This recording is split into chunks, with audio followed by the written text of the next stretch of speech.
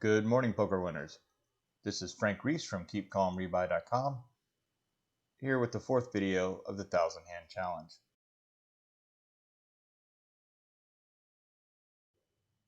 Today we'll be playing at NL10. We'll be using the default strategy with adjustments.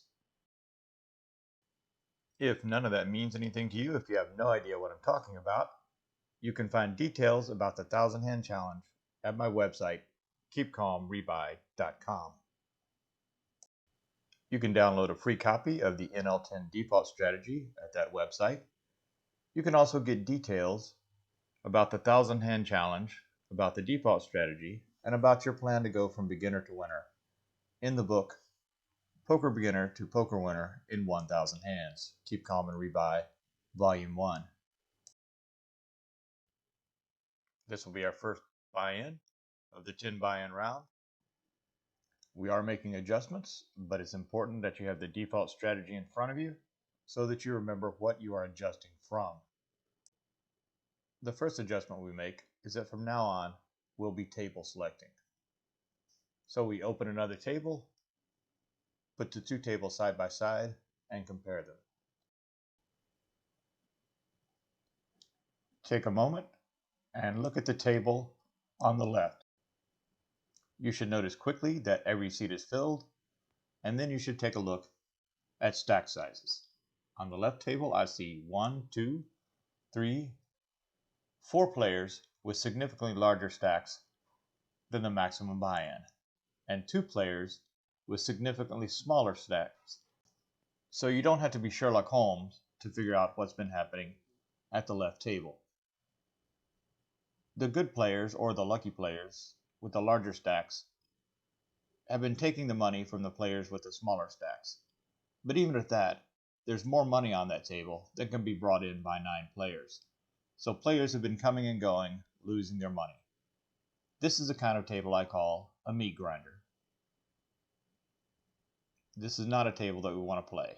We look for a table with multiple players with small stacks, or what I call awkward stacks, between 60 big blinds and about 80 big blinds. Here on the table on the right, we see 2 players with significantly larger stack sizes, and 1, 2, 3, 4, 5 players with significantly smaller stack sizes. That's the kind of player we target. That's the kind of loose passive fish that either starts out with a small stack so that they lose the least, or they started with a full stack and they've been losing that much. So let's switch to the right hand table and go to hand number 1. Hand number 1 is a Doyle Brunson, but we're not Doyle Brunson, so we throw it away. Hand number 6, back on the big blinds, we get pocket 3s. Pocket 3s are playable in the big blind against no raise. The default with a playable hand is to raise 4 times the big blind, plus 1 big blind for every limper. But for this hand, we're going to make our next adjustment. Instead of raising, we're going to check it through. The reason for this adjustment is that there are 5 opponents still in the hand. It's unlikely that a raise will get through. So we check and see the flop for free. We did not make a set, so now our default will be to fold to any aggression with only third pair.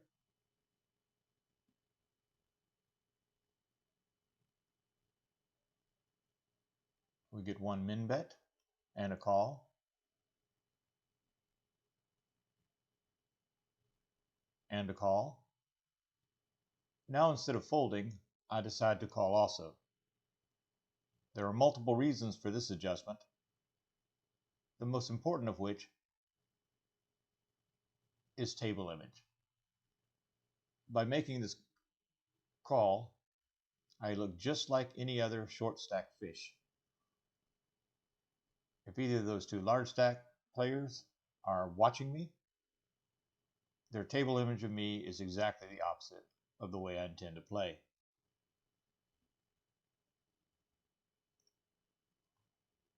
We have another min bet, followed by a genuine raise, at which point it's time to fold.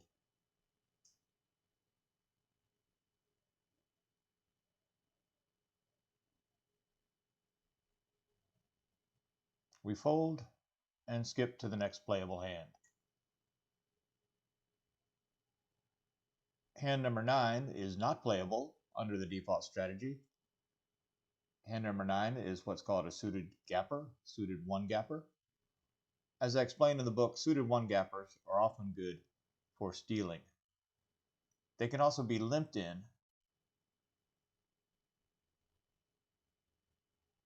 hopes of flopping a straight draw or a flush draw, at which time we can aggress to take down the pot or to make our hand and win the pot. Sure enough, we get a flush draw.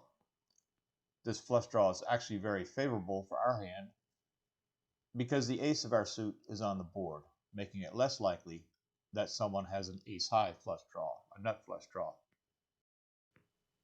With a stack this small, we are not going to worry about someone having a higher flush, because we know that with a stack this small, there are plenty of non-flush hands, such as top pair, ace top pair, that would go along for less than 30 big blinds, even with a flush on the board.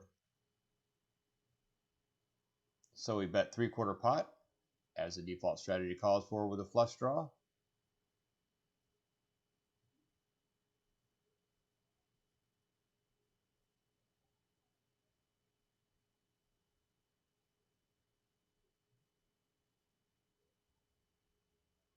We get one caller. The turn is a brick for us, but it could easily hit our opponent's hand. So we check it through for pot control.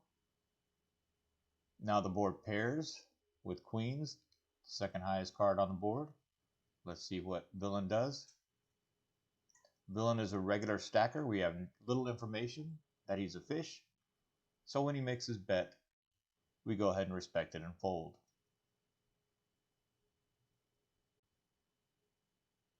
By hand number 25, we blinded down to under 20 big blinds, less than $2. The default strategy for less than 20 big blinds calls for us to get as much of our stack in as possible with ace king through ace jack, king queen, in all pairs, in all positions.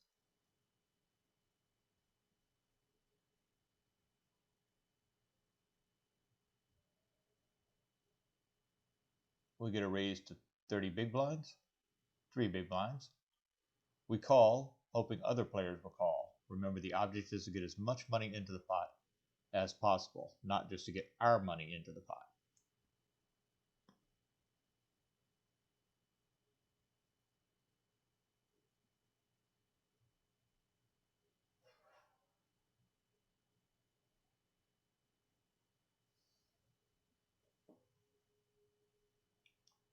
Player number 3 obliges with a raise to 10 big blinds.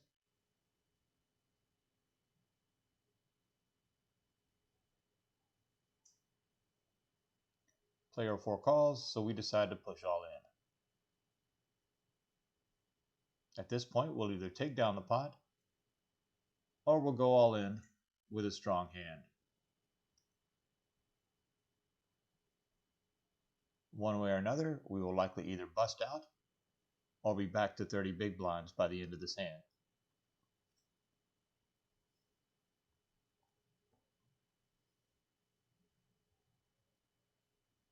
Everybody seems to like their hands, for good reason it seems, and I'm beaten by both remaining opponents. This is a perfect opportunity to keep calm and rebuy. We have been playing this table for about 45 minutes. We picked up some information on the players. We developed a table image for ourselves, so we go to our second buy-in.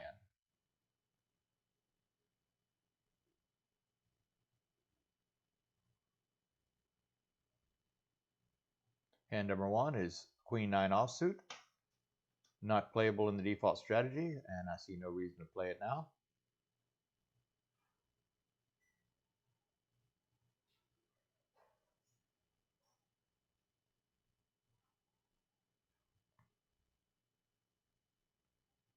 By the way, the reason we posted 15 cents is because by being felted right before the big blind, we missed the big blind and the small blind. We have to pay it to keep playing on the table.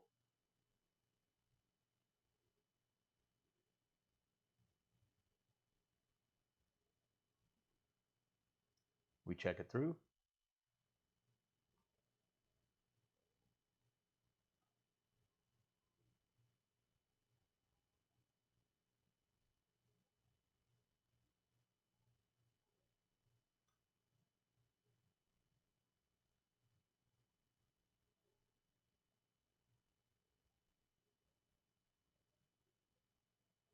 Player 9 is obviously a very thoughtful player, or else he's just asleep. And we see the flop for free. Nothing in particular favors us on that flop, but we decide to bet anyway, hoping to take it down. It gets through, and now we're slightly ahead as we go to hand number 3. We get pocket sixes.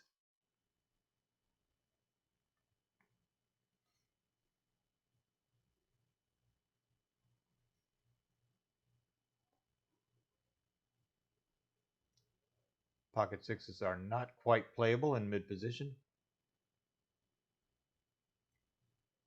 but given the fact that we just bluffed and it got through, we may have a slightly bluffier image, which means if we happen to hit a set, we may get paid off.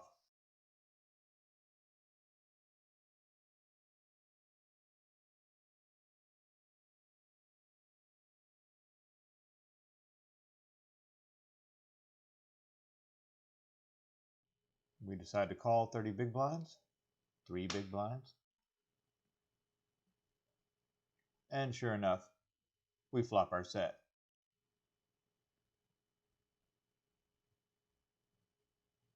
Player 3 obliges with a bet.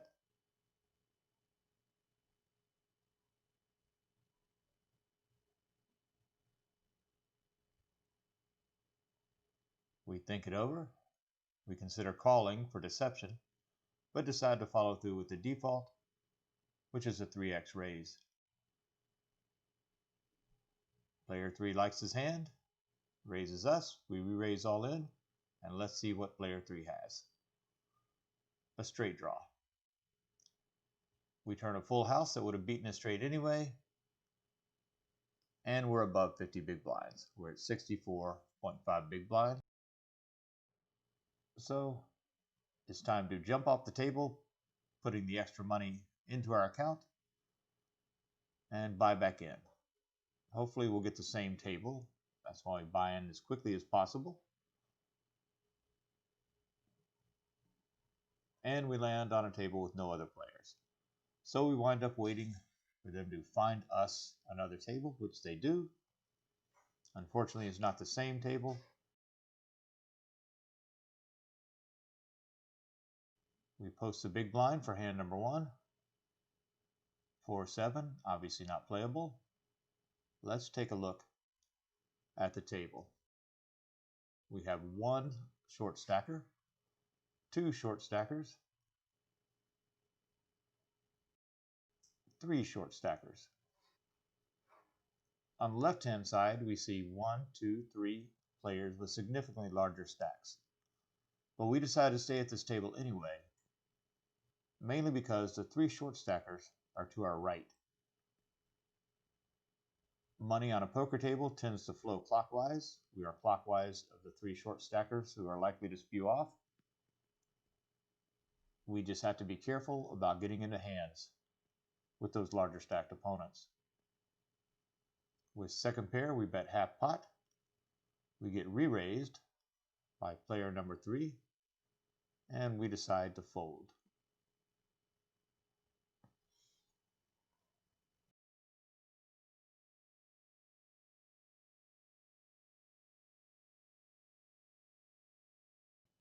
Hand number 7, we're dealt ace queen, the weakest hand playable, in under the gun.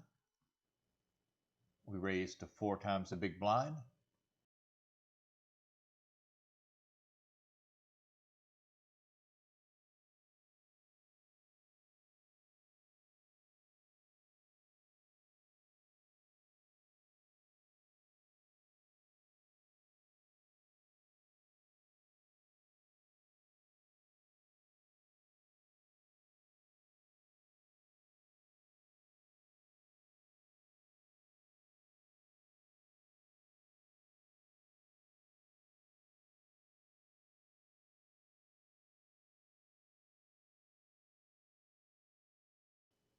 And we see a favorable flop. We have the nut pair with the second best kicker. We're out of position to the one remaining opponent. We make our default 3/4 pot bet with top pair.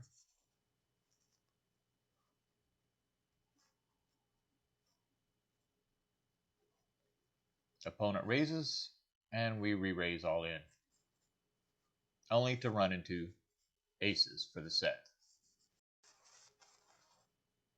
We've now been playing for well over an hour, so even though we are going to keep calm, we are not going to rebuy. We're going to jump off the table and take a look at our keep calm rebuy win rate calculator.